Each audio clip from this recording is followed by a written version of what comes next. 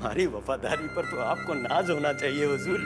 कितने सालों से आपकी सेवा कर रहा हूँ। हुजूर, हुजूर, हुजूर, लगता है आपकी किस्मत को किसी दुश्मन की बुरी नजर लग चुकी है। हाँ हुजूर, वरना कसम खुदा की मैं ऐसी बुरी खबर लेकर कभी नहीं आता। अहमद, अब नाजिम के साथ साथ तुम भी अशुभ समाचार लेकर आने लगे। खैर, शीघ्र बताओ, हुआ क्या? ये पूछिए हुजूर, क्या नहीं हुआ। हम समझ रहे थे युवराज इंद्रजीत सिंह को चुनारगढ़ के महायोद्धा छुड़ाकर ले गए, लेकिन वो अभी भी भवानी सिंह की कैद में है। ऐसा कभी नहीं हो सकता हुजूर। जरूर अहमद को किसी ने झूठी खबर दी होगी। झूठी नहीं, सच्ची खबर है हुजूर। मैंने खुद शेर खान को मृदुला के साथ इंद्रजीत के बारे में बात करते हुए सुना है। अब यकीन मानिए, वो इस वक्त शिवगढ़ के मुख्य कारागार में कैद हैं, जिसे चंडीलाल और भवानी सिंह महाराज के सामने पेश करने की तैयारी कर रहे हैं। अहमद, यदि तुम जो कह रहे हो वो सत्य है, तो ये तो पंडित जगन्नाथ के शिवगढ़ आने से भी बुरी खबर है। अब हम बड़ी ही विचित्र स्थिति में आ गए हैं। हम समझ नहीं पा रहे हैं कि हम पंडित जगन्नाथ का साथ दें या चंडीलाल का। हुजूर, जहाँ तक मेरी याददाश्त कहती है, मुझे कुछ ऐसा याद नहीं आ रहा है कि कभी आपने अपने अलावा किसी का साथ दिया हो। नहीं नहीं नहीं नहीं हुजूर, आप में इतनी बुराई तो है ही नहीं कि आप किसी एक के साथ ईमानदारी से टिककर काम करें। अहमद, अहमद, हुजूर भला किसी एक के साथ टिककर कैसे काम कर सकते हैं? अरे पूरे संसार में हुजूर से ज्यादा बुद्धिमान और शक्तिशाली कोई नहीं है, और गुणों का भंडार, हुजूर के जैसा तो किसी के अंदर है ही नहीं, कूट कूट कर भरा है। सत्य कह रहे हो नाजिम? तो लगे हाथों ये भी बता दो कि वो कौन कौन से गुण हैं जो हम में कूट कूट के भरे हैं। पहला गुण, ठहरो, मैं बताता हूँ हुजूर। अब क्या क्या गिनाए हुजूर, क्या क्या गिनाए? अब बहुत नहीं तो जो आता है वही गिना दो। बताता हूँ हुजूर। आप में राजनीति, कूटनीति, रणनीति के सारे गुण हैं, और चुनारगढ़ और शिवगढ़ में तो आप जैसा महायोद्धा कोई हो ही नहीं सकता है। अहमद, बिल्कुल ठीक कहा तुमने। इन्हीं गुणों के कारण हम चुनारगढ़ और शिवगढ़ के समस्त योद्धाओं और महायोद्धाओं को सदा मात देते रहे हैं। आपकी चतुराई की तो दाद देनी पड़ेगी हुजूर। चलिए अब ये भी बता दीजिए कि अब आप किसका साथ देने वाले हैं? नाज़िर हुजूर, साथ तो हम उसी का देंगे जिसका पलड़ा भारी हो। मुझे तो हुजूर सभी का पलड़ा भारी लगता है। सभी के सभी महायोद्धा हैं हुजूर। पंडित जगन्नाथ। अरे क्या पंडित जगन्नाथ, जगन्नाथ, दो दूनी चार, किसका बेड़ा पार, उसी में उलझे रहते हैं। पंडित जगन्नाथ, आगे बोलो। चंडीलाल, वो सियासत की चाल खेलने में माहिर हैं। बद्रीनाथ, सर काटने में माहिर हैं। भवानी सिंह का गुस्सा तो जग जाहिर है। अब आप इसे किसे चुनेंगे हुजूर? जानना चाहते हो हमारी ख्वाहिश? बताइए बताइए हुजूर। 11 दूना 22। रमल वाले पंडित जगन्नाथ का, जो अनुभवी होने के साथ साथ बुजुर्ग भी हैं और महाराज शिवदत्त के निकट भी। एक बार, बस एक बार पंडित जगन्नाथ हमारे वश में हो जाए, फिर चंडीलाल के सारे षड्यंत्र वैसे ही समाप्त हो जाएंगे, और बद्रीनाथ के साथ साथ भवानी सिंह भी हमारी मुट्ठी में आ जाएंगे।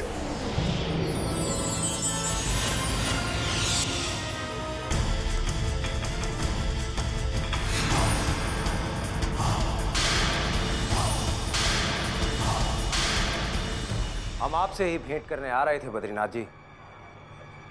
प्रणाम। चंडीलाल को अपना मित्र बनाने के बाद तुम्हें हमसे क्या कार्य पड़ गया भवानी सिंह, जो तुम हमसे भेंट करने चले आए? चंडीलाल से मित्रता करने में हमारा कोई स्वार्थ नहीं है बद्रीनाथ जी। चुनारगढ़ पर विजय प्राप्त करने के लिए ही हमने उस विद्रोही चंडीलाल से मित्रता की है, और ये हमारी कूटनीतिक चाल है। जिसे तुम कूटनीति समझे वो एक ऐसा घिनौना कार्य है जो महाराज शिवदत्त का पतन कर सकता है। युवराज इंद्रजीत का छल कपट से अपहरण करके तुमने वीरता का नहीं बल्कि कायरता का परिचय दिया है। युद्ध में विजय प्राप्त करने के लिए छल का प्रयोग करने में ही समझदारी है बद्रीनाथ जी। और हमने युवराज को अगवा सिर्फ महाराज शिवदत्त की इच्छा का सम्मान रखने के लिए किया है। तुमने महाराज शिवदत्त की इच्छा को नहीं, बल्कि चंडीलाल की इच्छा को सम्मान दिया है। उसने अपने स्वार्थ के लिए तुम्हें अपना मोहरा बनाया है। कौन किसे मोहरा बनाता है ये तो समय ही बताएगा बद्रीनाथ जी। हम तो आपसे सिर्फ इतना कहना चाहते हैं कि हमने जो भी किया वो महाराज शिवदत्त की इच्छा के लिए किया। क्या आप नहीं चाहते कि महाराज शिवदत्त को उनका खोया हुआ राज्य शीघ्र से शीघ्र वापस मिल जाए? चाहते हैं, किंतु तुम्हारी तरह एक मां से उसकी ममता को छीन कर नहीं, बल्कि अपनी बुद्धि, अपने बल से विजय प्राप्त करना चाहते हैं। हमने जिस मां से उसकी संतान को छीना है वो हमारी शत्रु है, और भवानी सिंह के हृदय में किसी भी शत्रु के लिए दया नहीं उमड़ सकती। भवानी सिंह, एक मां कभी किसी की शत्रु नहीं हो सकती, ये तुम नहीं समझोगे। लेकिन एक बात मत भूलना कि जिस दिन ये भेद उजागर होगा कि तुमने एक मां से उसकी संतान को छीना है, सारा संसार तुमसे घृणा करेगा।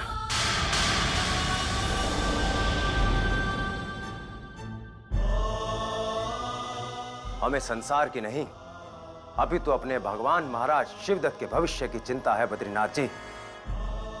अब चाहे रानी चंद्रकांता सर पटक पटक कर अपने प्राण ही क्यों न त्याग दे, निसंदेह वो अपनी संतान को कभी नहीं देख पाएगी।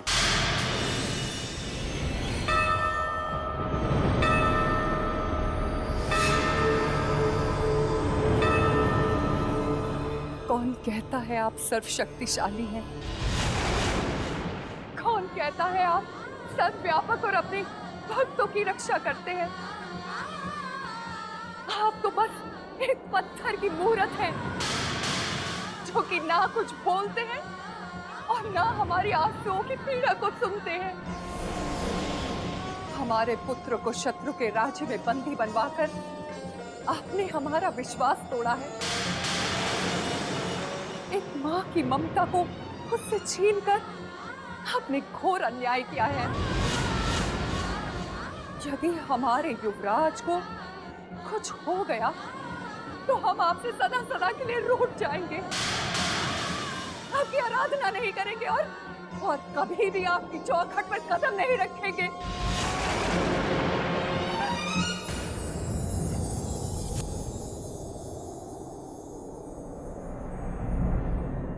महारानी, इस संसार में ईश्वर से अधिक शक्तिमान और कोई भी नहीं है। हमारे युवराज की रक्षा स्वयं भगवान करेंगे। आपसे हमारा यह विनम्र निवेदन है कि आप भगवान के अस्तित्व पर अपना विश्वास बनाए रखें। अस्तित्व? भगवान का तो कोई अस्तित्व है ही नहीं। वो तो सिर्फ एक पत्थर है, जो कि ना कुछ बोलता है और ना हमारे हृदय की पीड़ा को समझता है। हमने कभी किसी का कुछ नहीं बिगाड़ा, तब भी हमें और हमारे युवराजों को ये पीड़ा क्यों सहन करनी पड़ रही है? ये दंड क्यों सहन करना पड़ रहा है? क्यों? महारानी, इसमें भी विधाता की कोई इच्छा छुपी हुई है, क्योंकि इस संसार में भगवान की इच्छा के बिना एक पत्ता भी नहीं हिलता। हमें इस बात का पूरा विश्वास है कि बहुत जल्द हमारी खोई हुई मुस्कान और हमारे युवराज हमारे पास वापस लौट आएंगे। बस आप अपने विश्वास को टूटने मत दीजिएगा महारानी।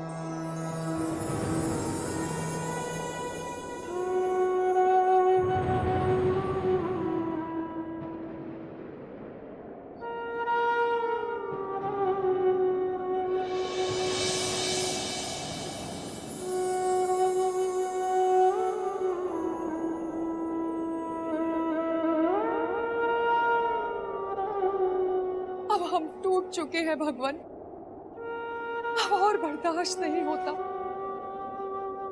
आप चाहे तो हमें उठा ले, किंतु हमारे युवराजों को सुरक्षित लौटा दे। एक मां की विनती है आपसे कि हमारे इंद्रजीत को सुरक्षित रखिए, रक्षा कीजिए उनकी। बस बस भगवान, आपसे यही प्रार्थना है, यही प्रार्थना है।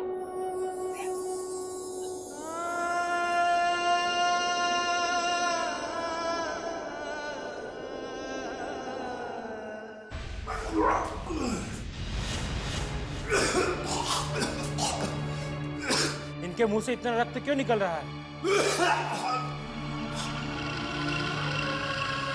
लगता है भूख और भवानी सिंह जी की यातना ने युवराज को मृत्यु के कगार पर लाकर छोड़ दिया है। तुरंत शेर खान को बुलाओ।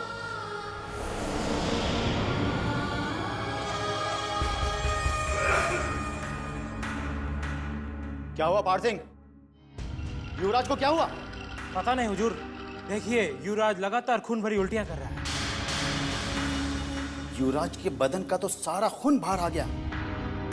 जाओ जल्दी वैद्य जी को बुला के लेके आओ।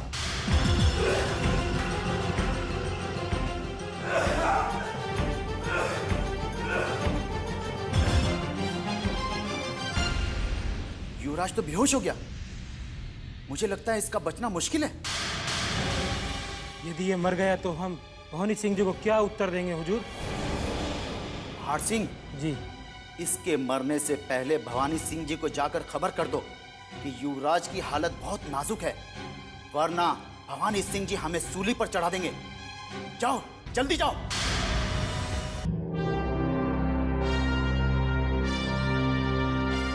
हुजूर हुजूर गजब हो गया हुजूर। क्या हुआ पार सिंह, तुम इतने विचलित क्यों दिखाई दे रहे हो? युवराज का स्वास्थ्य अचानक बिगड़ गया है हुजूर। ये तो होना ही था। शिवगढ़ के अन्न और जल को त्याग कर युवराज ने स्वयं अपने पैरों पर कुल्हाड़ी मारी है, किंतु हम उसे इतनी आसानी से मरने भी नहीं देंगे। उनकी मृत्यु कभी भी हो सकती है हुजूर, क्योंकि वो लगातार खून की उल्टियां कर रहे हैं। तात्पर्य ये हुआ कि मृत्यु युवराज के बहुत निकट आ चुकी है। तत्काल ही वैदराज को कारागार में बुलाया जाए। वैदराज को बुलाने के लिए शेर खान जी ने सैनिकों को भेज दिया है। वैदराज कारागार अब तक पहुंच भी गए होंगे हुजूर।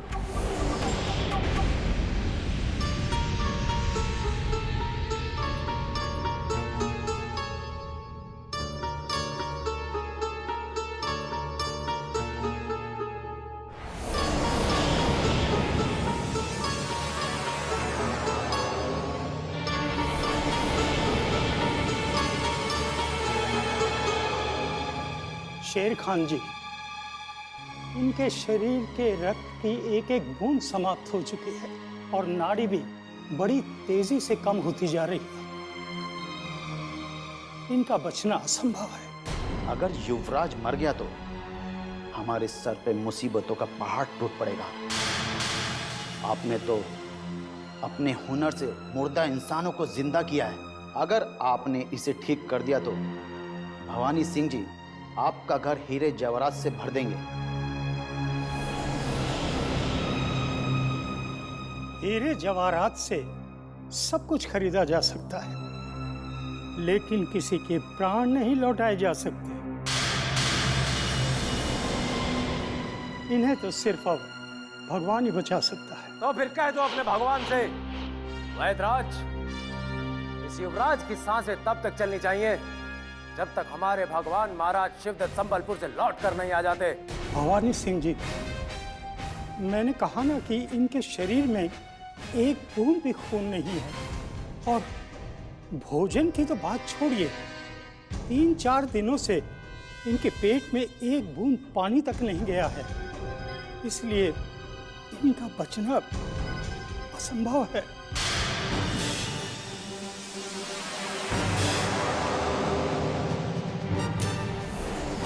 असंभव को संभव करना आपका कार्य है वैदराज। इस युवराज के निर्बल शरीर में इतनी सांसें डाल दो कि जब तक हमारा कार्य पूर्ण ना हो ये जीवित रहे। संसार की कोई ऐसी जड़ी बूटी नहीं है जिनसे अब ये ठीक हो सकते हैं। वैदराज, यदि युवराज की मृत्यु हो गई तो आपका जीवन भी संकट में आ जाएगा। इस युवराज की सांसें तब तक चलनी चाहिए जब तक हमारे महाराज शिवदत्त संबलपुर से लौटकर वापस नहीं आ जाते, अन्यथा हम तत्काल ही आपको आपके भगवान के पास पहुंचा देंगे।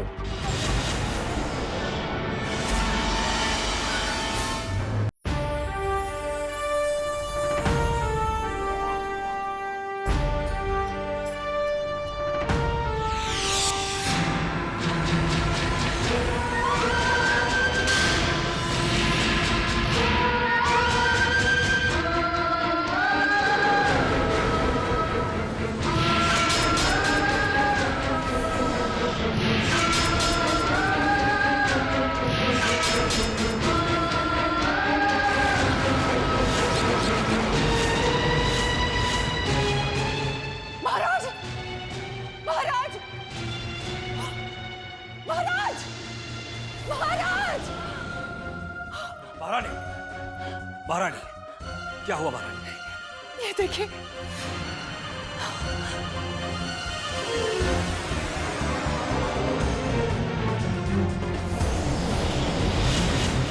पत्थर की मूर्ति की आंखों में से रक्त के आंसू बह रहे हैं।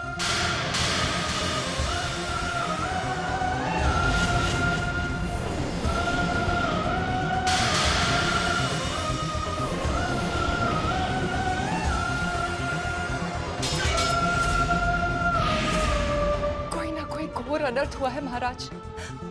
इस मूर्ति की आंखों में से रक्त के आंसू कोई ना कोई अनिष्ट का संकेत है। हमारे युवराजों का जीवन संकट में है महाराज, उन्हें बचा लीजिए महाराज, उन्हें बचा लीजिए। महारानी, हमारे युवराजों पर कोई संकट नहीं आएगा। आप अपने मन से इस संदेह को निकाल दीजिए।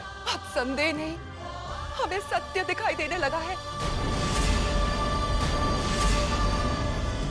रक्त के आंसू बहाकर इस निर्जीव मूर्ति ने हमें यह संकेत दे दिया है कि जो हम सोच रहे हैं वो सत्य है।